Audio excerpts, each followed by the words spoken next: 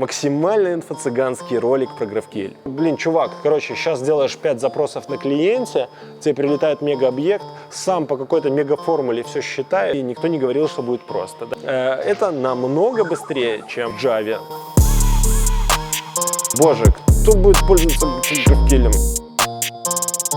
Всем привет, друзья! Я давно не программировал, но спустя где-то год после того, как я сделал большой перерыв, я решил вернуться в разработку и заметил то, что никто не пользуется современными технологиями. Ну, прям вот схожу, мои друзья из ВКонтакте, какие-то друзья из других стартапов, друзья и друзей, тетя маминой кузины. Все они мне рассказывают, какой REST классный, какое GraphQL говно, что они пользуются все React, Redux, но не пользуются там White и Севлетом и так далее. И я сижу и думаю, блин, вот меня не было год, а что изменилось?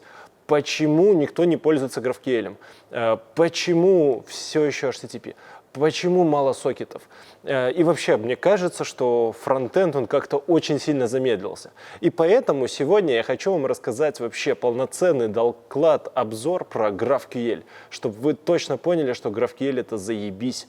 Вот. Ну, по крайней мере, я быстренько введу вас в курс дела, и вы поймете, где его стоит применять, а где не стоит. Это не доклад программирования, я вам не расскажу best-рецепты по тому, как готовить GraphQL. Это будет другой доклад, если мы наберем больше 200 лайков. Вот. Так что, пацаны, погнали! Если вам понравится, обязательно поставьте лайк, напишите в комментариях все, что вы думаете про GraphQL и почему все еще вы не используете его у себя в компании. Вот. Короче, рынок современных решений, особенно на серверной стороне, он выглядит очень странно, потому что кажется, вот я открыл сайт и посмотрел, мне кажется, что большинство сайтов это какие-то инфо-цыганские сайты. Они в первую очередь рассказывают нам о том, как классно и просто серверлесс мы можем что-то делать. Ну, во-первых, Firebase. Firebase нам вообще, Google, молодцы ребята, они постоянно меняют дизайн Firebase, им уже вообще неудобно пользоваться. А помимо того, что им неудобно пользоваться, у него еще отвратительная API-шка, куда как лучше и интереснее выглядит open-source Supabase, который тот же Firebase, только в open-source, вы можете его развернуть отдельно в своем облачке и вообще делать какой-то, знаете,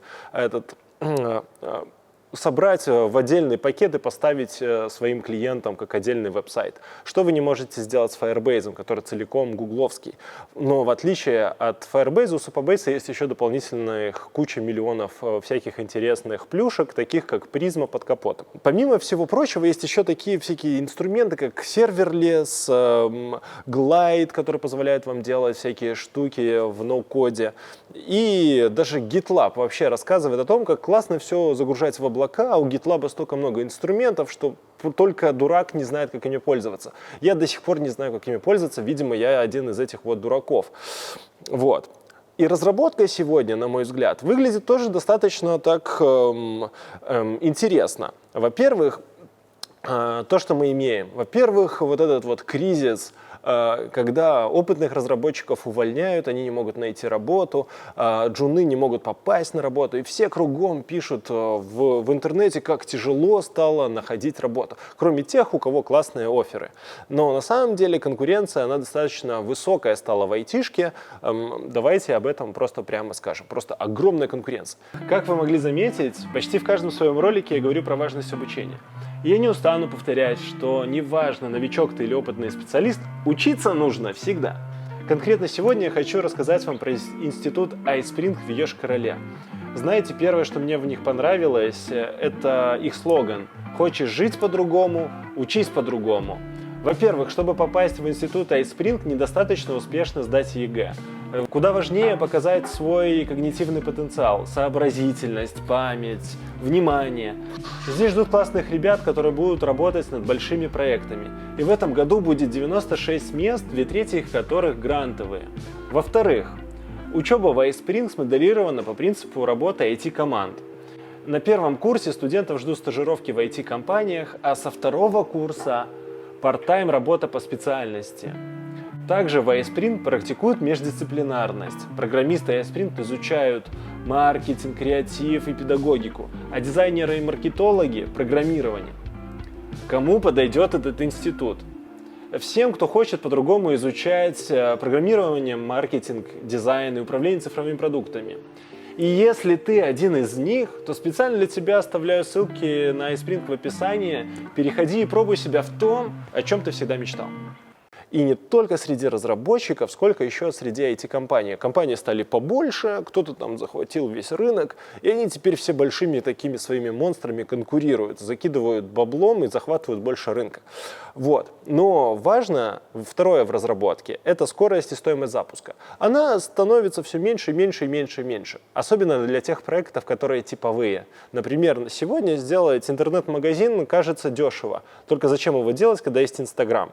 Вот. И так как компании стали побольше, они очень сильно конкурируют, у нас растет очень сильное требование к качеству, но не на всех рынках. Ну, например, если я делаю какое-то приложение, которое монтирует видосики там, в Инстаграм, то качество может быть говном. Но если я делаю продукт, которым будет пользоваться, например, в больнице, требование к качеству будет ого-го, почти как в Фейсбуке. Вот. И поэтому мне, как разработчику, особенно сервера, приходится задумываться, так, а для кого я делаю? Мне надо сделать одну функцию или мне надо сделать целый сервис, который будет расширяемый, который я еще найму туда команду. Вот. Я об этом не зря говорю, потому что, например, Марк Цукерберг постоянно сфокусирован на рилсах. Он говорит, мы на рилсах заработаем. Мы заработаем не сегодня, мы на рилсах будем зарабатывать, знаете, когда? Когда-нибудь. Вот. Поэтому мы максимально всем впихнем рилсы. Вот открываешь Инстаграм, и там тебе рилсы, рилсы, рилсы. Открываешь Ютуб, рилсы, рилсы, рилсы. Открываешь ТикТок, опять же, те же самые рилсы, только в профиль. Вот. И вообще, среди крупных компаний у нас, если посмотрите, достаточно много IT-гигантов. Это не просто крупные компании, это крупные компании в принципе, да, среди всех компаний. Например, Walmart занимает самое первое место, а потом Amazon, потом сразу же где-то недалеко Apple и так далее. И это среди нефтяных компаний, да, почти как наркотики, продают айтишку. Вот. И что важно? Важно для нас понять, какая мы компания, для кого мы делаем продукт. И из этого очень важно, почему я говорю про GraphQL. Это очень важно. Если вам сейчас кажется непонятно и что я много словоблужу, так и есть. Потому что среди нас есть много людей, которые просто вот если в лоб сказать то, что нужно, они не поймут. Давайте вот, если вам интересно узнать финал, а финал всегда в конце, да, можно сразу прыгнуть по этим, как их называют? По тайм-кодам сразу в конец. Но если вам интересно понять ход моих мыслей, то оставайтесь со мной, и сейчас я все расскажу, будет интересно. Короче, если есть две большие компании, то для нас, как маленьких разработчиков, которые могут собрать, там, например, команду из 10-30 человек, мы можем заниматься, знаете чем? Мы можем заниматься интеграцией. Мы можем одного большого IT-гиганта дружить с другим большим IT-гигантом или одну большую компанию с другой большой компанией. Ну, например, просто заниматься интеграциями. Это на самом деле, почему нет? Это достаточно прибыльно, если вы посмотрите и посчитаете в деньгах. Поэтому, на мой взгляд, сегодня стартапы — это такие компании-интеграторы. Они быстрые, реактивные, но им приходится дружить с большими компаниями, у которых высокое требование к качеству. Да, если мы не говорим про компании, которые делают приложения. Вот. Это интеграция. Но и также среди нас очень много разработчиков, которые погрязли в легаси. Потому что представьте приложения там, или сайты, или системы, которые обслуживают метрополитен, банки, вашу кредитную карточку, всякие очереди в больницах. Кто-то это что-то написал, непонятно на чем, непонятно когда, и оно зачастую на Java очень устаревшее, очень медленно поддерживающее. Да блин, даже ВКонтакте ребята пишут код не очень хорошо. Ну, по крайней мере, там очень много легаси. Так вот, это легаси надо кому-то поддерживать. А мы со своими хипстерскими фреймворками и идеями, которые нам продают инфо-цыгане в интернете, мы где-то там в воздухе, в вакууме можем летать и не соприкасаться. И очень круто рассуждать про метавселенные где-то далеко. Но в реальности деньги и клиенты наши, они здесь ближе. И зачастую это, опять же, те же самые большие компании с большим-большим легаси, которым, опять, что нужно? Правильно, качество. Им нужно в целом качество. Они должны быть уверены, что ваша система не будет сбоить, а вы не будете бесконечно рефакторить или менять там что-то с чем-то куда-то. Так вот, Если мы говорим про рынок в целом, то у нас зачастую все выглядит вот примерно вот так. У нас есть большая компания, которая заняла рынок, и вне текущего рынка у нас есть какой-то единорог. Компания, которая делает что-то невероятное, наверное, делает новый большой рынок. Но она где-то там в вакууме. Она может использовать любые хипстерские технологии, как раз те, которые продают инфо-цыгане. Но она не на рынке, она не приносит денег, она не зарабатывает, она может быть крайне убыточная. Вот. Но зато она хороший полигон для экспериментов.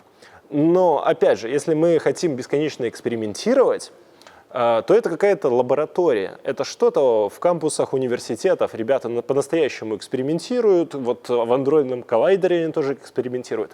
Но нам важно тоже где-то отсеять те технологии, которые слишком экспериментальные, которые не подходят для энтерпрайза и не подходят для чего-то, что дает качество. Потому что, с одной стороны, вроде бы эти новые технологии, они такие классные, вкусные. Ну, например, я попозже расскажу. Они такие вкусные, что просто... Но в реальности мы с ними столько проблем можем схлопотать, что, возможно, нам не стоит их брать в принципе. Я поэтому и говорю, что когда вы вакуумный сферический единорог в вакууме где-то вне рынка, который громко рассказывает про будущее, как Павел Дуров, то, возможно, это все очень здорово, но абсолютно неприменимо здесь и сегодня, потому что не позволит нам заработать. Из-за своей вот этой вот уникальности, прорывных технологий. Потому что, смотрите, у нас есть конкуренция, которая обусловлена, ну, мы на нее никак не можем повлиять. Она большая, мы просто знаем, что она большая. На то, на чем мы можем сфокусироваться, мы можем достаточно качественно делать быстро продукт. То есть делать продукт быстро и достаточно качественным. И это будет наше конкурентное преимущество в этой большой конкуренции. Делать продукт быстро и достаточно качественно. И уменьшать стоимость запуска. Наш запуск нового продукта должен быть быстрый. То есть, скажем, месяц, недели, не года. Да? То есть если где-то лет 10-15 назад было нормально делать сайт годами, то сейчас мы идем к тому, что надо делать уже в целом рабочий прототип, который мы уже сможем продавать, и люди за это будут готовы платить деньги за 2-3 месяца. В идеале мы можем инвестировать полгода. Но не более. Если мы инвестируем более, то это какая-то фигня. Мы занимаемся какой-то ерундой. И посмотрите на те технологии, которые вы используете. Они дают вам достаточно качественный продукт, который можно отдать энтерпрайзу условно за вот такой вот короткий период времени. И сколько вам нужно разработчиков нанять, чтобы это все сделать? Вот об этом давайте и поговорим. Это, конечно же, инструменты. Давайте поговорим про инструменты. Потому что кто мы... как разработчики без инструментов. Мы просто ребята, которые умеют писать на каком-то языке. Мы как люди, которые закончили какой-то иностранный институт, и можем поговорить по-реактовски или там по-джавовски, по Ruby on Rails. Вот. Но без инструментов мы никто. Нам важны инструменты. И тут опять, конечно же, инфо-цыгане. Они нам втюхивают инструменты снова и снова. Говорят, ой, да ваши эти старые инструменты. Такой... Я ж практически то же самое сказал. Возможно, есть legacy, это же старые инструменты. Да, старые инструменты такое говно. А вот новые инструменты, это так вкусно, интересно и качественно, что просто трындец. Вот. Ну, самое главное, что можно нам втюхать сегодня, это TypeScript. И на самом деле TypeScript очень хорош. И если отбросить очень многое, то TypeScript действительно классная штука.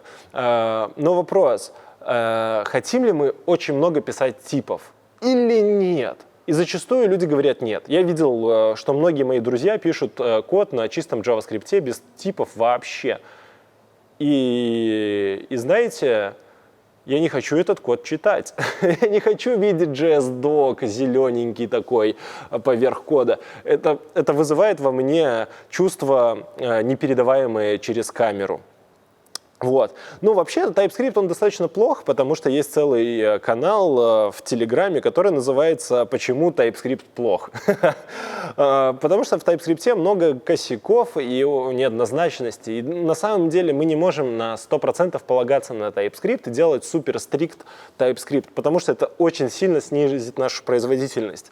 TypeScript хорош, наверное, на процентов 60-70. Когда наш код вот где-то в этом промежутке покрыт TypeScript, мы уже намного сильнее менее перформансим, и нам не так много требуется тестировать наш код тестами, потому что он собрался код, значит, мы его можем доверять, и в этом большая его фишка. Вот.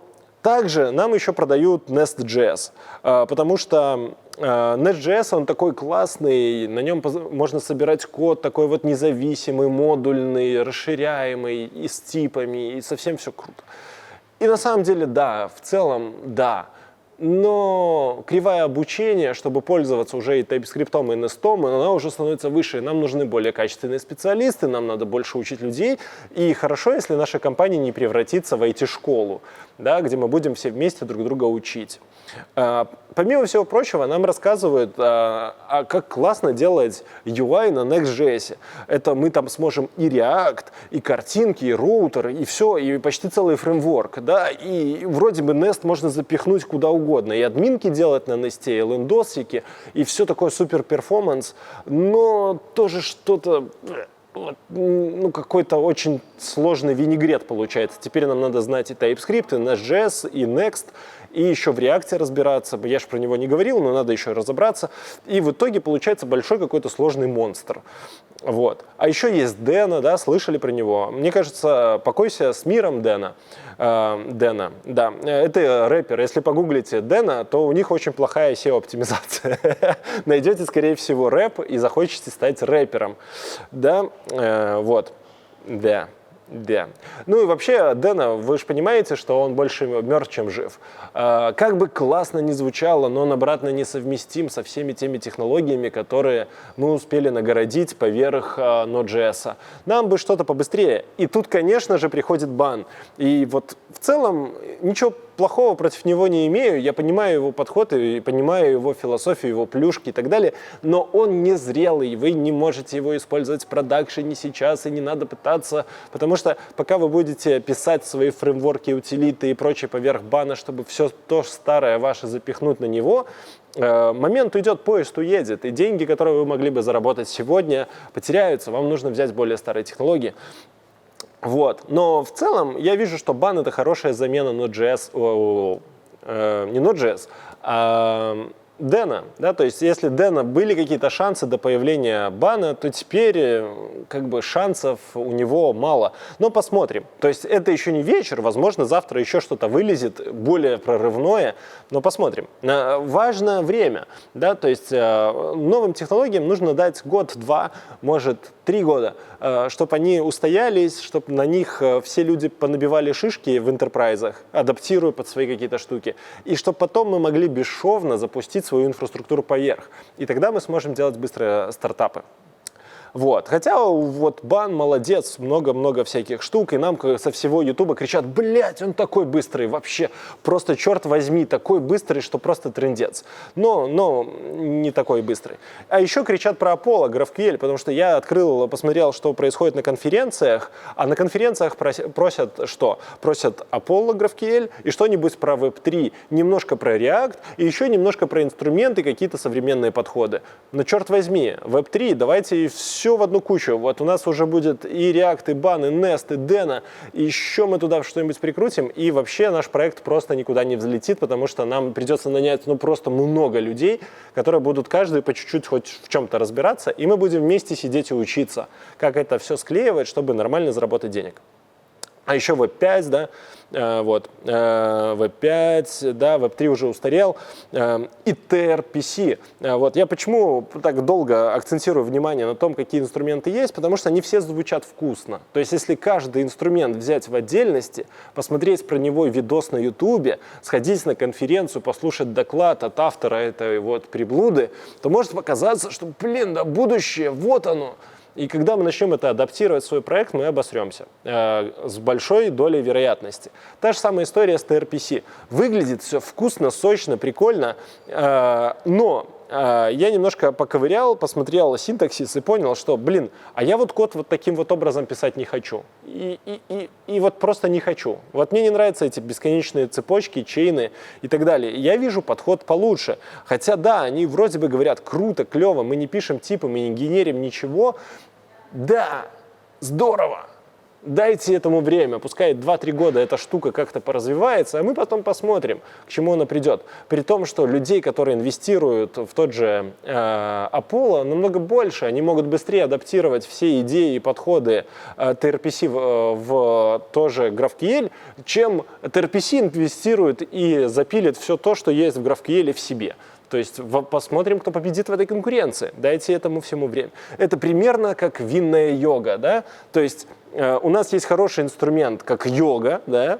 Но он недостаточно хорош для современных хипстеров, да? Нам надо винная йога, где люди будут заниматься йогой и попивать вино. Это же намного лучше продается, чем то, что было вчера. Йога — это вот так скучно, но винная йога — это капец как весело. То же самое вот GraphQL, он такой скучный и неповоротливый, вот. А вот TRPC и бан, вау, как весело нам сразу становится. Окей, давайте здесь сделаем паузу и подумаем вот о чем.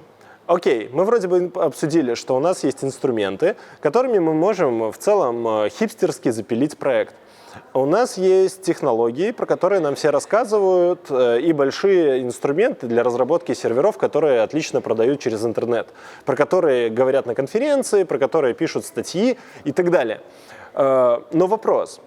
Мы знаем, что в целом разработчики пилят проекты для больших компаний и для интеграции, для чего-то между компаниями, это как B2B решение. И это основной рынок, куда бы можно было инвестировать время, чтобы зарабатывать большие деньги. Так вот, какие требования к такому продукту? Мы знаем, что требования — это повышенное качество и скорость. То есть мы должны дать и качество, и скорость одновременно. И не затягивать с тем, когда продукт вылетит на рынок достаточно качественный и достаточно быстрый для того, чтобы обслуживать клиентов. А клиенты у нас компании. Вот. Какие требования у нас к этому будут? У нас есть, вот я тут бы быстро разделил на 3 категории проекта. Во-первых, это проект другу. То есть если мы делаем проект для друга по каким-то требованиям друга, то, скорее всего, денег у нас будет, не будет у нас денег. То есть друг нам даст 3 рукопожатия, 1 пощечину и пинок под зад, чтобы мы быстрее сделали его проект. Вот. Если мы говорим про стартапы, то в большинстве стартапов тоже немного денег. То есть есть иллюзия, что в стартапах много денег. Много денег в корпорациях. Вот у кого денег много, так это у корпораций. Посмотрите их отчеты, у них миллиарды. Да, у стартапов они там отчитываются: ой, мы привлекли $1 миллион, ой, мы привлекли $100 миллионов. Вот. Ну, корпорации за это время заработали миллиард. Заработали у них в кармане эти деньги, не могут их потратить, а стартап должен инвестировать в свою разработку. У стартапа, само собой, меньше денег. И вот если мы говорим про стартап, то нам приходится выбирать технологии какие-то вот достаточно хипстерские, чтобы быть дешевыми, но недостаточно монструозные и навороченные, чтобы потребовалась куча умных ребят в халатах, чтобы на них построить какой-то проект. Но комплексные системы требуют намного больше денег. То есть если мы говорим про какое-нибудь комплексное решение, например, для автоматизации какой-то отрасли, например, горнодобывающей. Нам нужно сделать горнодобывающий инструмент, в который там очень много всяких штук будет интегрировано, датчики, там какие-то протоколы, какая-то CRM, какая-то работа с платежами, что-то там для уплаты налогов, комплексное решение.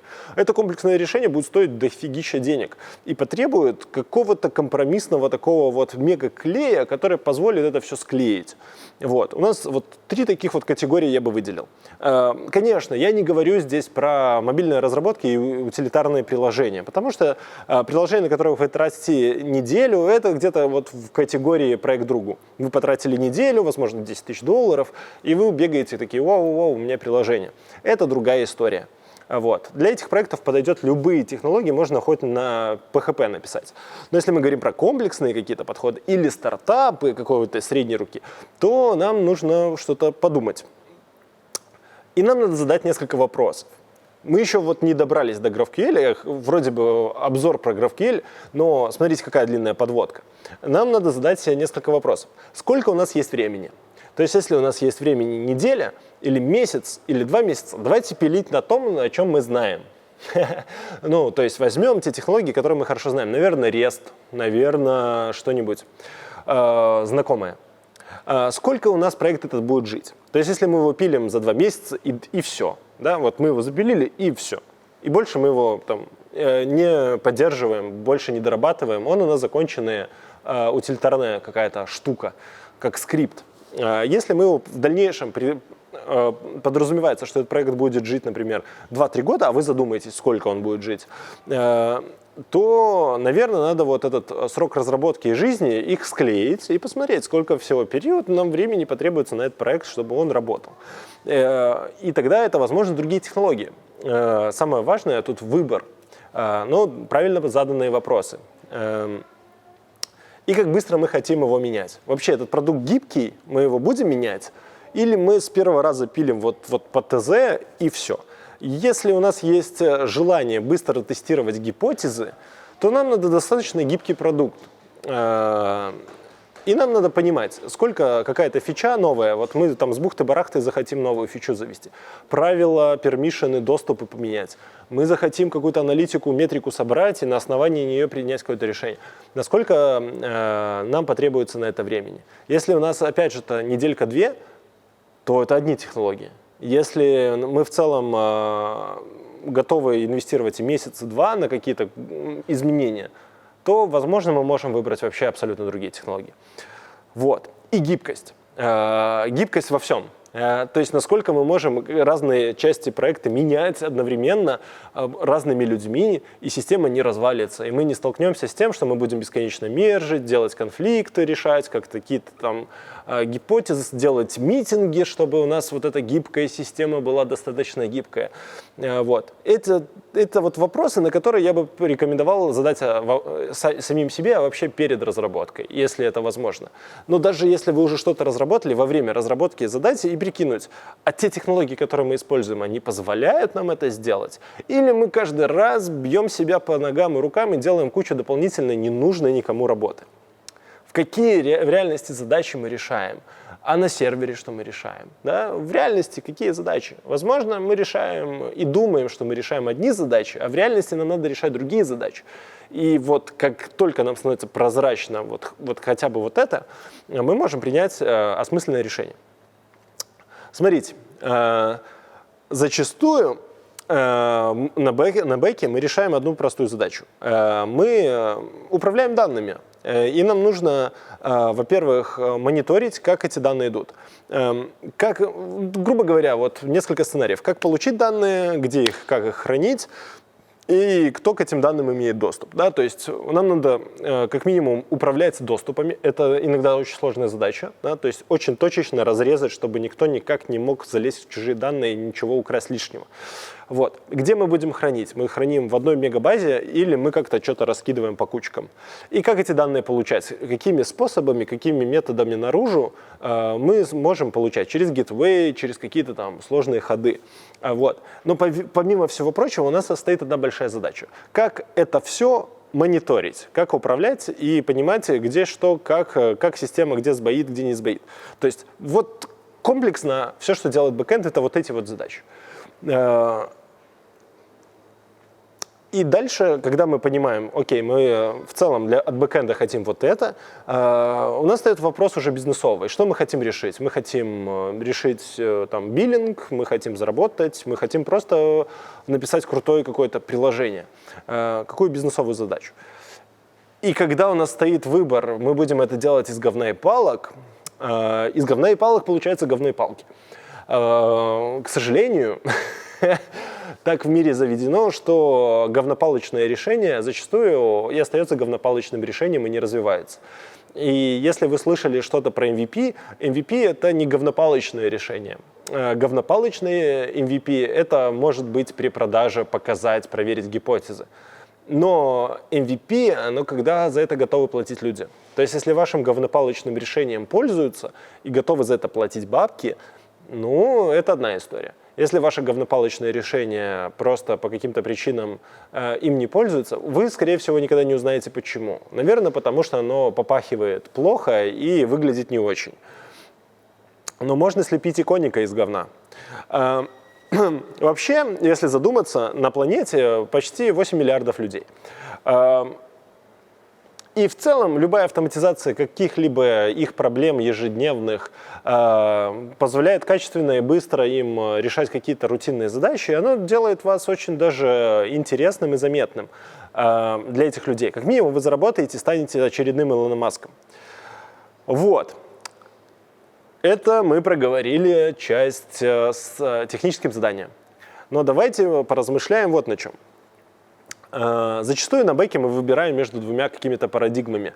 Мы выбираем между REST и чем-то другим. Да? То есть REST — это вот что-то, что приехало к нам с 2000-х. Сначала был SWAP через Excel-ки, потом вот REST появился, вроде бы стало получше. А теперь у нас есть альтернативы. У нас есть GraphQL, у нас есть TRPC, мы можем через WebRTC общаться, можем вообще по соке там все запулить. У нас есть варианты. И давайте это просто сравним. Если говорить про REST, то мы сталкиваемся с MVC-паттерном. Да, у нас есть Model View Controller. Слышали про такое? И у нас вроде бы такая простая концепция Model View Controller, но она по итогу разворачивается в очень много промежуточных вещей. Да, у нас появляются какие-то состояния, которые мы храним где-то в базе, в Redis, в кэше. По сути, то, что мы делаем на клиенте через Redux или Redux-подобные инструменты, стейты, то же самое мы делаем на бэке, по большому счету, только мы используем еще отдельную какую-то базу, куда мы это все скидываем. Но хотим ли мы вот эту вот часть реализовывать в таком же виде на бэке сегодня, когда у нас есть state, view, action, мы вообще view мы пользуемся, или view у нас просто JSON, или у нас view это page на реакте, да, то есть мы не знаем, что это у нас. Возможно, у нас отдельный сервер это все рисует. Вот. И вот эта вот вся система, концепция, она хорошо работала в году 2015. Прям неплохо. Но когда мы начинаем ее расширять, мы начинаем видеть, что это view, оно перерастает то, что у нас внизу есть контроллеры, которые между собой кидаются экшенами, друг друга вызывают. Вот это вот как раз нам тогда нужен Next.js, он позволяет эту часть сделать простой, управляемой хотя бы. Если мы на голом JavaScript начнем похожие конструкции мастерить, то, скорее всего, оно превратится со временем в говно, вот, которое будет очень тяжело управлять и которое будет очень тяжело саппортить. Тогда давайте выберем Java или что-нибудь подобное. Да? То есть там эти задачи решены хорошо. И мы начинаем еще думать, окей, а какие экшены у нас на клиенте, какие экшены у нас на сервере, что он может нам делать сервер и так далее, и так далее. Но по большому счету мы не ответили на те вопросы, которые я показывал вам раньше. Мы как будто не знаем, зачем нам сервер, да? Потому что мы можем эту систему городить и городить. А по итогу нам останется сделать контракт между клиентом и сервером. Ну, то есть наши люди, которые делают UI и мобилки, им же надо понимать, как пользоваться API-шкой. Поэтому у нас вырастает потребность в чем? В Swagger, в OpenAPI, во всяких таких инструментах, которые еще надо как-то грамотно описать, составить и как-то еще продать. Конечно, в стартапе мы можем на это забить и сказать, чувак, вот просто метод, вот дергай, передавай туда такие параметры. Но все равно ему где-то это надо тестировать, ему нужна какая-то песочница. И тут мы вспоминаем, о боже, это же 2022 год. Тут же есть Insomnia, в которой примерно все то же самое мы можем делать, городить какие-то большие инструменты, еще автотесты поверх этого запустить. Вроде бы здорово, а вроде бы и не здорово. Потому что нам еще, помимо всего прочего, чтобы нормально этим всем управлять, нам нужна еще какая-то программа, чтобы в базу сходить и посмотреть, а что у нас есть в базе, какие таблицы есть. Может, у нас API-шка, данные по дороге поменялись. Да? То есть у нас нет никакой гарантии по поводу того, что у нас лежит в базе, что у нас дает контроллер и что отображается на вьюшке. Вот здесь может произойти что угодно. Это зона непредсказуемости и запутанности. И она каждый раз может стрелять нам по ногам, и нам уже нужны хорошие разработчики. Нам нужны вы завтра, чтобы вы работали и были хорошими разработчиками здесь сейчас. Вот, потому что DB Beaver, он в целом хорош, ну или подобные программы. И вот. Но что же про GraphQL? Да? Вроде бы видео про GraphQL, а я все как-то рассказываю вокруг да около, лью воды, вот вам вода, да, вот ребенок около воды, много воды. Вот, он, бедняга, тонет. Короче, потому что GraphQL — это задача не для слабонервных. Вот, GraphQL, многие вот эти вопросы, которые мы поднимали и задавали себе, плюс рисовали, зачем нам бэкэнд.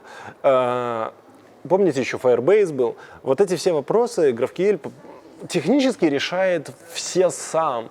Он, конечно, подкидывает еще новых каких-то задач, над которыми нужно подумать. Но люди за последние 5 лет подумали над этими задачами, и вам не надо думать о них с нуля. Вы просто берете готовые инструменты, их вот как-то склеиваете и готово. И при том, что они склеиваются хорошо. Короче, зачем GraphQL? Если, грубо говоря, вы зададите этот вопрос, вы много чего узнаете. GraphQL нужен для того, чтобы делать нашу жизнь проще и безопаснее. Особенно, когда мы делаем проект, который не на один день, который будет масштабироваться и который может стать вот этим большим дорогим проектом, который потребуется корпорациям, за который будет платить много денег.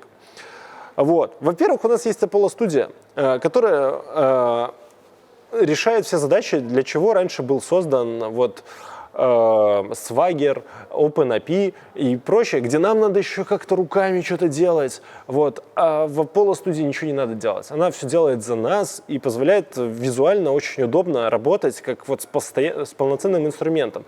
То, каким должна была быть Insomnia в лучшие годы по задумке авторов.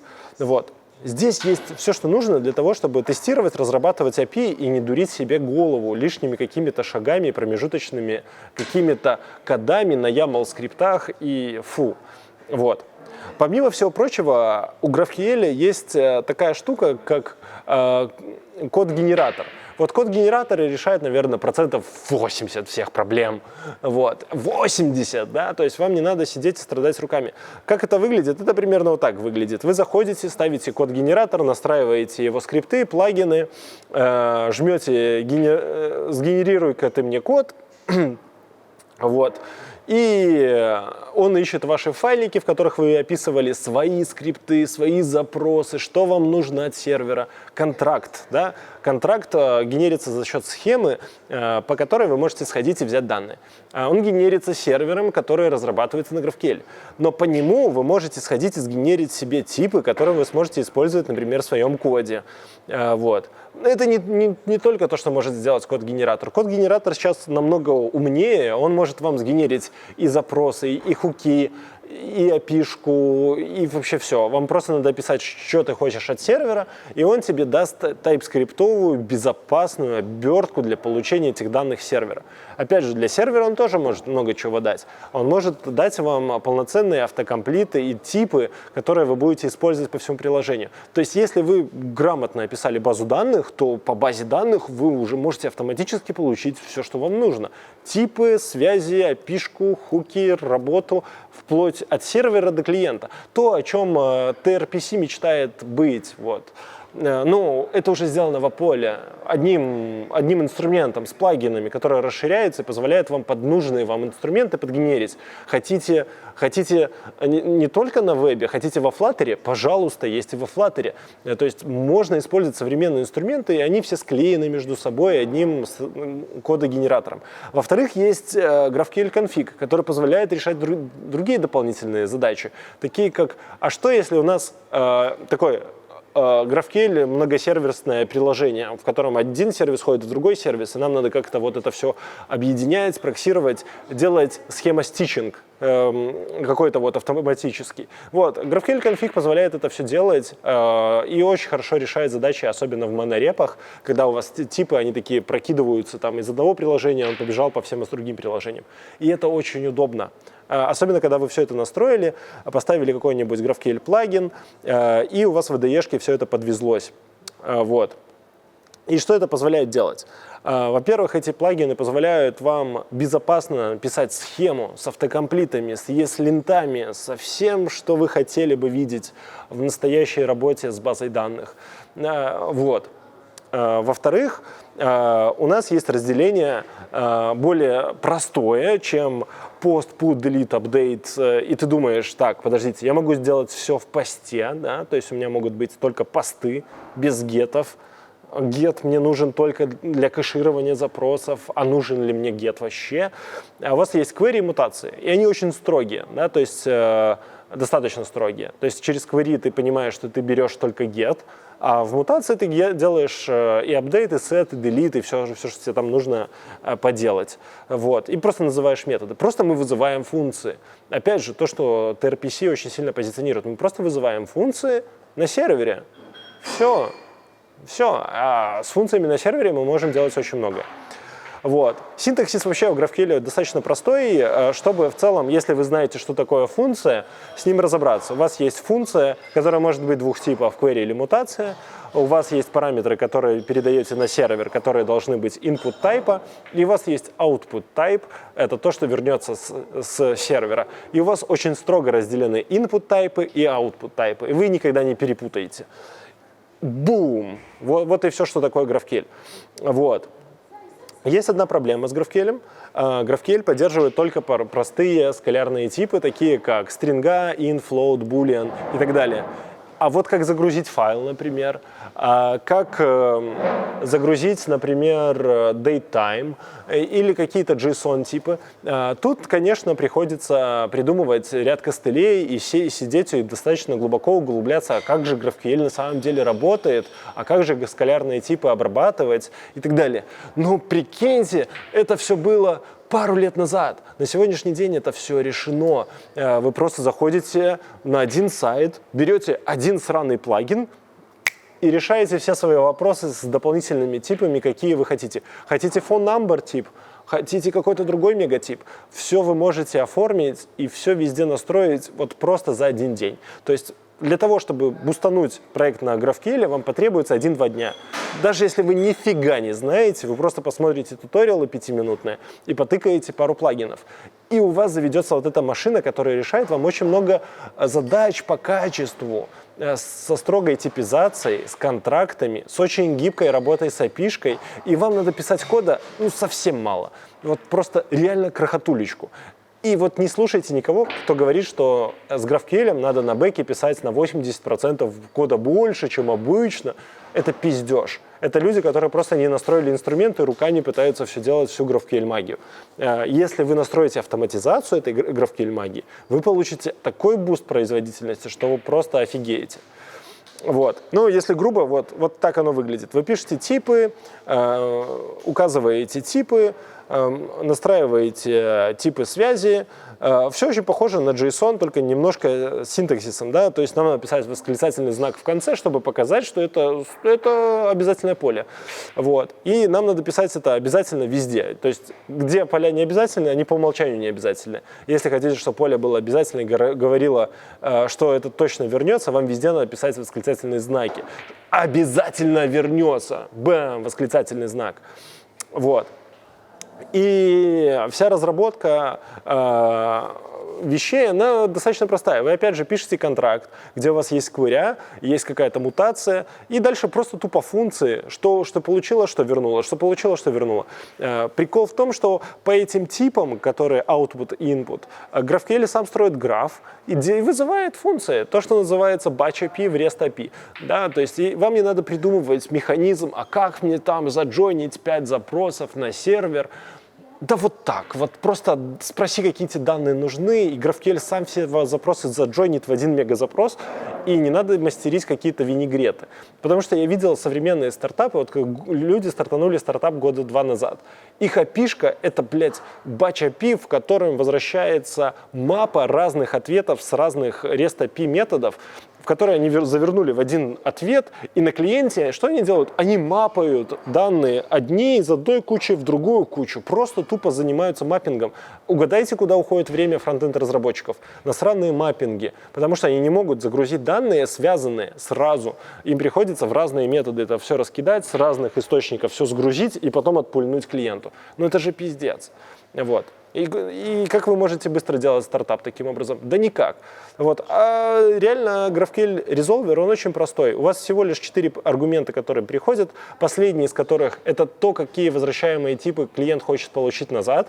Вот. Дальше у вас есть аргументы, то, что человек передает в запрос, да, параметры, и контекст. В контексте может храниться все, что угодно. Это ваши сессии, базы данных, доступы какие-то. Это шарит штуки, которые вы шарите. И parent. Мы всегда знаем, от кого мы свалились в этот метод. Знаете, в чем прикол этого всего? Мы под это все можем так просто настроить аналитику, которая будет мониторить, какие методы, что чаще вызывается, что нам даст охренительный инсайт о том, как настроить кэширование баз данных, как заоптимизировать ответы сервера. Вы такого никогда в REST не получите простым образом. Вот. И потому что GraphQL это просто граф. Да? И проблема у нас возникает только, когда мы микросервисную архитектуру хотим на GraphQL наложить. Вот тогда нам придется заморочиться. Потому что нам придется задуматься и познакомиться, что такое федерация. Да? Во-вторых, нам придется делать схема-стичинг автоматический или руками его как-то напилить. Вот. Мне руками напилить кажется проще, чем пользоваться вот другими инструментами. Но в любом случае нам нужен схема-стичинг, потому что для клиентов, например, для мобильного устройства, для веб-сайта, хорошо все работает, когда у нас одна схема. Но у нас, если много всяких сервисов разбросано, то это, конечно, костыльные пути решения проблемы, но они решаются. Также с запросами на загрузку. Когда вы видите какой-то хрен пойми какой тип, помните, что это строка, это всегда строка. Да? В посте мы тоже передаем только строки, но у нас еще есть буфер там, у нас есть файл upload метод, и когда мы передаем строку, нам приходится написать огромную какую-то машину, которая будет этот кастомный тип обрабатывать одним универсальным методом. Когда мы заводим кастомный скалярный тип в GraphQL, нам надо ему же предложить, как он этот тип будет обрабатывать. Так что, когда вы просто по вершкам углубились, столкнулись с базовыми проблемами, изучили, дальше, ну, там ничего такого мегасложного нету. Вот. И, короче, самое прикольное, что если мы говорим про код, то у нас достаточно все просто и понятно, потому что у нас GraphQL, он всегда выстраивает прямые цепочки, да, то есть у нас последовательно вызываются куча методов на сервере. И если говорим про Apollo сервер, то каждое поле, которое мы передаем в ответе, что мы хотим получить, он под это дергает резолвер. Если резолвера нету, это функция, это метод, то он его создает виртуальный пустой резолвер, который просто ничего не возвращает. Поэтому мы можем заоверрайдить любое поле в ответе. То есть, если мы хотим получить name отформатированный в авторе, например, мы можем для этого создать name резолвер в типе автор и там что-то, какую-то магию порешать. Вот такого микроконтроля над каждым полем возвращаемых данных сервера у вас в REST нету. Просто нету. Вы так микронастроечки никогда не настроите. А это говорит про гибкость и скорость внедрения новых фичей и адаптируемость к рынку, к меня. Вот придет этот чувак и скажет: ой, бля, я хотел бы там что-то там вычисляемое какое-то мегаполе, которое бы вот там что-то заходило. Так вы можете это поле просто засунуть в нужный объект, просто как поле, а фронтендер просто его вот так вот и отрендерит. Это намного проще будет, чем вы скажете: ой, блин, чувак, короче, сейчас делаешь 5 запросов на клиенте, тебе прилетает мегаобъект, сам по какой-то мегаформуле все считаешь. Зачем? Зачем так сложно? При том, что прикол в том, что в GraphQL вы можете вызвать внутри GraphQL сервера еще один GraphQL резолвер и получить просто по всем тем же правилам данные без необходимости дергать базу напрямую или обходить по каким-то гитвеям и писать какие-то еще дополнительные перемешаны. Можете дергать всегда GraphQL-ский метод, как будто вы там с клиента его дергаете внутри GraphQL-ской машины. И это позволяет очень классно управлять правами. Вот. И также строится граф по вложенным всяким структурам. Короче, если говорить про контекст, он тоже легко настраивается. То есть, если это все кажется, что потребует какой-то невероятной научной работы, чтобы это все настроить, на самом деле нет. Вы откроете документацию 2-3 библиотек и поймете, как это все сделать. При том, что есть целый выбор из 2-3 интерпрайзного уровня качественных библиотек. 2-3 сервера для сервера. 3-4 клиента для работы с данными на клиенте. Вы можете посравнивать, посмотреть, потестировать и выбрать. На это, конечно, потребуется время. С GraphQL проблема в том, что вам сразу надо потратить время, чтобы все настроить, а потом вы очень сильно всех обгоняете в дальнейшей гонке. То есть, если проект у вас длиной месяц, то, наверное, возможно, не стоит. Но если у вас проект длиной больше 3 месяцев, то инвестирование в GraphQL дает вам такой буст, что вы потом просто начинаете получать каждый следующий месяц профит. Вот. конечно, у вас сразу могло возникнуть вопрос, такой же, как у меня. Окей, если я делаю GraphQL-ский сервер с резолверами, я же могу в один запрос вытянуть всю базу и делать там бесконечно ссылаться рекурсивно на какие-то штуки, и GraphQL мне отдаст. На самом деле, да, есть ограничения на глубину. И люди, опять же, с этой проблемой столкнулись и живут не первый день, и для этого есть готовые решения. Даже в Nest есть. По умолчанию GraphQL ограничивает глубину JSON на 500 вызовов. Вы можете ее сделать больше, на ваш страх и риск, или меньше. Например, сказать вашему фронтендеру не больше 3 вложенностей, не больше 5 вложенностей, не больше 8 вложенностей. И все, и вот таким вот образом попивать чай, и зная, что никто не выгрузит ваш сервер какой-то мега-запрос, который подвесит ваш бэкэнд. Вот. Короче, что еще прикольного? Вторая прикольная вещь большая, то, что в GraphQL это современно. Он знает про то, что у вас приложение может быть offline first. Также люди знают про то, что приложение может быть с позитивными сценариями, да, когда мы такие позитивли, мы посылаем запрос и знаем, что ответ будет позитивный, что сервер не упадет, не взорвется, и мы строим позитивный UI. Вот. А если пришла ошибка, мы тогда потом постфактум откатили все и показали, бля, ошибка. То есть, а также есть сокеты. Мы можем делать реал-тайм приложение, ну, не реал-тайм, как бы реал-тайм. Мы можем достаточно динамично, подписываясь на базу данных, на хуки какие-то, показывать через сокеты апдейты в GraphQL. И это механизм встроен автоматически во все тулы и очень просто достраивается на бэке на самом деле. И вы можете достаточно динамичный сайт показывать, он достаточно современный, пользователю не надо делать перезагрузки. Но если вы не хотите этим даже пользоваться, у вас есть еще альтернативные способы решения той же самой динамичной задачи. А в REST они сейчас тоже появляются, эмуляции для всего того же. С микросервисами, как я говорил, есть, конечно, жопа. Вам придется настраивать либо gateway, либо федерации самим. И это, конечно, вызывает трудности, но микросервисы никто не говорил, что будет просто. Да? С микросервисами у вас и так будут трудности, но просто на REST вы просто их долгое время не замечаете, пока не станет слишком поздно, и вы не сядете долго за рефакторинг. Короче, опять инфо-цыганство. Как вы заметили, максимально инфо-цыганский ролик про GraphQL. Но GraphQL ждет тебя. Он ждет, когда ты его поставишь, потрогаешь, ощутишь его вкус, приятный аромат, скорость его работы, кайфанешь за то, что ты можешь решить задачу не за день, а за час. Потому что, блин, смотрите, есть призма, опять же, достаточно современный подход к написанию баз данных, которые у нас называются SQL-like, да, и также Mongo и прочее. Короче, современный подход ORM-ки, она не все задачи решает. Но на самом деле я сколько не пользовался призмой, я не нашел задачи, которые не смог бы решить в призме или немножко в обход ее там просто native скриптом. Все возможно. Но самое крутое, что она дает, она очень хорошо интегрирована с GraphQL. И вам, в принципе, если вы пользуетесь призмой, вам вообще не надо писать никакой код в GraphQL. Вы просто настраиваете призму, настраиваете 2-3 генератора, и все. И у вас есть API-шка по ходу в эту базу. И дальше вы занимаетесь тем, что просто настраиваете права доступа. Это намного быстрее, чем если бы мне пришлось это делать в Firebase или, упаси господи, в каком-нибудь облачке или в Java, да, я бы там умер, наверное. Вот. Ну, смотрите, тут есть, у призмы есть много всяких тайпскриптовых и GraphQL-ских штук, которые просто лежат и говорят: пользуйся мной. Также посмотрите, если зайти просто к ним в репозиторий, у них тоже там в первых подборках штуки для GraphQL. Мир готовится к тому, чтобы пользоваться современными API-шками. Конечно, вы в вашем старом проекте можете не замечать, и вам может казаться, что, бля, ну когда же?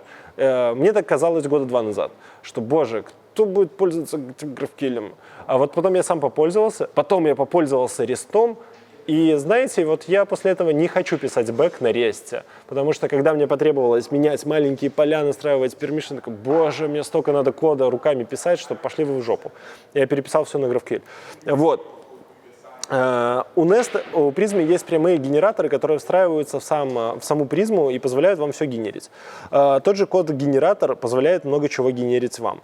Как я говорил, он очень-очень-очень простой. Он позволяет вам генерить, начиная от типов, заканчивая другими всякими инструментами. И вообще у них очень классный сайт, на котором вы, если покликаете этот сайт, вы поймете, что это уже можно пользоваться сегодня и вообще продавать своей команде, своему CTO, рассказывать друзьям, и что это реально крутая штука. Есть все уважающие себя либо, они все совместимы с GraphQL-генератором. Все совместимы. То есть, если либо какой-то там нет в списке, но она, наверное, какое-то говно. Зря вы ей пользуетесь. Вот. Nest готов для GraphQL. Я попользовался, понастраивал, по-всякому, по-разному. Все там есть. Вот все есть, все удобно. Даже удобно пользоваться генераторами для генерации скалярных типов и прочие штуки. Все удобно. Все выглядит сексуально. Классно. Здорово. Вот. Опять же, у них большой туториал, который выглядит дико просто для того, чтобы завести себе GraphQL и быстро все настроить. Вот. Даже код-first штуки. Вообще есть большая либо, которая называется Awesome GraphQL. Если вы в нее зайдете, то офигеете от того, сколько всего есть. Можете засесть просто неделю, просто изучать GraphQL, вкушать его, прокачиваться. И потом вас осенит, что на самом деле классная штука. И опять же, как я говорил, на конференции я зашел, посмотрел, перед тем, как подавать доклады какие-нибудь, посмотрел, что сейчас модно. И оказалось, что GraphQL моден, он все еще интересен людям, люди мало им пользуются. Люди спрашивают про ClojureScript, Elm, Darm, Haskell, а также GraphQL в фреймворках Next и Nest. И это забавно.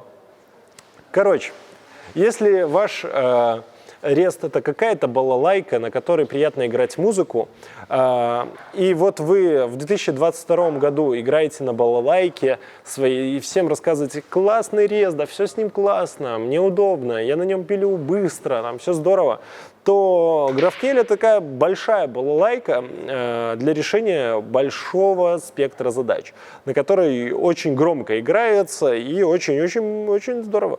Даже Supabase, про который я говорил, он поддерживает GraphQL, то есть вы можете быстро в нем качественно все настроить, и это здорово, потому что если я могу пользоваться Firebase в стиле Firebase, зашел, быстро накидал какую-то таблицу прям с кода, просто JSON туда закинул, он мне сгенерил базу данных, а я скопировал и получил API-шку в GraphQL, то, наверное, это, блядь, очень круто.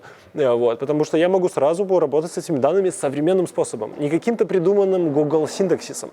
Даже современные стартаперские фреймворки типа Redwood, они поддерживают GraphQL, они поддерживают призму, и то есть я смотрю на те фреймворки, которые не поддерживают ни GraphQL, ни призму, как на что-то типа, а может нам не нужно этим пользоваться, потому что попахивает тем, что ребята не в тренде. Даже Keystone.js переписался на GraphQL, и очень классно можно в нем все настроить, и очень быстро настраивать базу данных с очень глубокой всякой валидацией, настройкой. Реально очень удобно. Классно придумали ребята, молодцы. Вот. И есть еще вот React Query переименовался в TAN-Stack Query, боже мой, что за название. Но они тоже поддерживают GraphQL, они тоже модные, молодежные. Даже Redux Toolkit, Redux, боже, ребята, Redux переписался в вот этот GraphQL-подобный синтаксис. То есть, по сути, в какой-то момент Apollo задал такой тренд, что все спустя год начали переписываться и делать очень похожие штуки. Ну, это же говорит о том, что они все бегут зачем? За чуваками, которые реально делают классную штуку, и они все равняются, они все отстают, они все позади. Вот. Посмотрите на Apollo, у них нормальные либо. Вот, конкуренты будут другие ребята. Короче, это мог бы быть конец, но смотрите. Давайте вернемся немножко на сайт Apollo генераторов, потому что мне понравился сайт The Guild. Ну, реально прикольно, при том, что я знаю ребят оттуда, которые это все делают. Давайте вот быстро покажу. Мне понравились вот эти вот штуки. Во-первых, йога. Ой, не йога, а софа. Смотрите, софа. Если вдруг вы все еще не верите, что это прикольно, посмотрите вот на что. Если у нас REST-клиент, например, на экспрессе или экспресс по одной штуке, пускай это Nest, да, неважно, мы можем API-шку всю обернуть в софу и сгенерить на ее основе что? Правильно, GraphQL. Или наоборот, сгенерить REST. То есть мы можем туда-сюда это гонять, если мы поддерживаем OpenAPI. Вот, и OpenAPI еще получить. То есть нам не обязательно любить GraphQL. Мы можем пользоваться всеми его преимуществами и иметь все еще REST API. Внутри себя все преимущества, но если нам наружу хочется REST, пожалуйста, REST. Да, то есть мы можем быть достаточно гибкими. Нет. Мне понравилась штука, которая позволяла пермишины разрулить, Shelled. Вот. Это очень похоже на Keystone, сейчас покажу. Она позволяет очень легко настраивать пермишины вот в таком виде. Мы указываем просто функции, ну, это наши резолверы, query, и мы настраиваем права доступа к целому методу. А как я говорил, в GraphQL каждое свойство, каждая property в объекте является резолвером. То есть мы можем запретить отдельное поле, например, username или user email. Вот просто в объекте user мы запретили user email. И все, и у нас кто-то может получить, а кто-то не может. И мы это можем вот в таким вот шилдом настраивать вообще просто на ура. И это очень быстро. Это так быстро, это просто вот так вот быстро. Я просто за день настроил пермишины на всем большом сайте. Вот настолько это быстро. Во-вторых, у нас может быть ESLint поверх наших GraphQL-ских вещей. Потому что это прикольно, во-первых. У нас идет валидация стилевая. Мы все файлы пишем в одном стиле, используем единый ESLint. И это прикольно. И, короче, у TheGuild очень много прикольных вещей, но есть одна проблема. Даже инспектор очень крутой.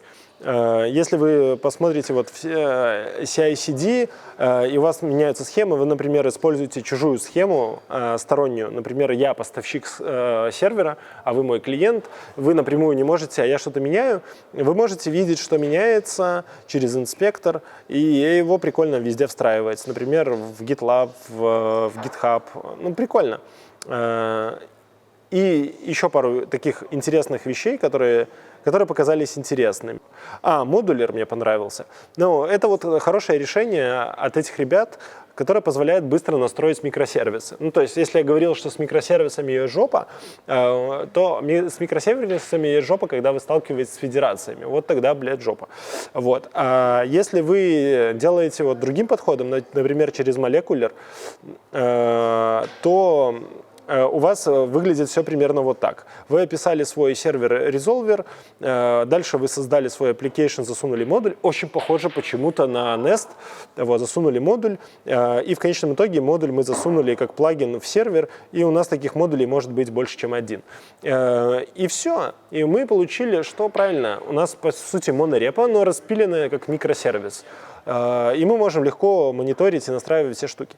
Помимо всего прочего, есть прикольная штука, Mesh — это для Fake API. То есть мы можем, пока клиент делается, пока делается сервис, мы можем очень быстро нагенерить фейковые API-шку и дать клиенту на основании прям JSON. Да? То есть вот мы сгенерили JSON, закинули и отплюнули сразу сервер. Это что позволяет нам делать? Это позволяет нам API-шку просто тестировать. Да? То есть мы можем очень быстро фигачить прилажку супер-супер быстро. Сейчас я найду 2 секунды. Hive, точно. Hive позволяет прикольную штуку делать, связанную с мониторингом. То есть, что это значит? Мы его настраиваем, насколько я понимаю, я его не настраивал, честно. Это, по сути, как мониторинг, короче, это мониторинг загруженности наших запросов. Что чаще вызывается, как долго это все отдается. У нас появляются какие-то цифры. На самом деле это то же самое есть у Apollo, то есть мы можем выбирать уже, чтобы такого использовать. Envelope. Envelope — классная штука. Что она дает? То есть если мы посмотрим на плагины, какие у нас есть, плагин Hub, то мы можем увидеть очень прикольный набор всяких вещей. Во-первых, всякие валидационные кэши, парсер кэши, дизабилити, бла-бла-бла, depth лимиты, бла-бла-бла-бла-бла-бла. Но самое крутое всякие интеграции типа Sentry. Дальше у нас есть интеграции в Prometheus, persisted операции. То есть это все позволяет нам мониторинг настроить вот так над нашими данными. Особенно если у нас данные связаны через призму, они идут в GraphQL сервис машину, мы там настраиваем пермишины, дальше у нас идет Prometheus, и мы мониторим практически все. Если у нас еще идет логирование базы данных где-то, мы можем посмотреть, мы видим все, что происходит у нас на сервере вот так вот. Плюс мы можем подключить какие-нибудь типа дата-лог и мониторить, какие данные мы отдаем, на какие данные идут больше загрузки запросов, и какие резолверы, какие конкретные API-шки мы можем оптимизировать. И, боже, ну это же супер удобно. И при том, что это бесконечно расширяется, да, то есть нам не надо сервер переписывать бесконечно. Мы просто его один раз написали, мы подключили все инструменты, и мы их подключаем не сразу, мы можем потихонечку подключать и смотреть по необходимости, и настраивать там permission и так далее, в зависимости от того, насколько далеко мы идем. Чем дольше живет сервер, тем проще нам им управлять, тем более безопасно он настроен, потому что, опять же, все идет через TypeScript, строгую типизацию на бэке и на фронте. За счет GraphQL у нас на фронте через код-генерацию у нас все запросы идут безопасные. Люди не опечатываются, не ошибаются. Данные, которые возвращаются строго типизированные, они не могут поломать фронтенд, потому что кто-то там забыл вопросик поставить и так далее, и так далее. И это же дико удобно. И это хорошо подходит и для стартапов средней руки, и для больших проектов. Я не вижу причины, почему бы это не использовать сейчас, кроме как лени. На этом у меня все. Как вы поняли, я целый год не работал в IT, и IT никуда сильно не продвинулось без меня. Вот. Поэтому я потихонечку возвращаюсь, и будет очень много новых тематических про IT всякие штуки, видосов. То есть пишите, если вам интересно узнать конкретно про какую-то библиотеку, разбор полетов, какие-то демки, еще что-то. Давайте погружаться в IT вместе и давайте перестанем по-тупому работать в IT. Давайте вот IT сделаем современным, таким уютным домом, когда мы легко сможем делать классные продукты. На этом у меня все. Всем пока. До свидания. Пока!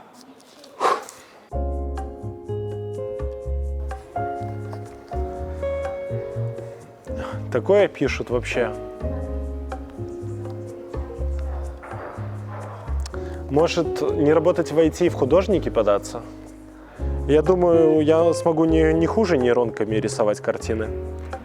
Что там, Devoli или Mesh Journal? Смогу неплохо генерить всякие классные картины любой эпохи, Ренессанса, может, что-то современное. А это план. Новый стартап.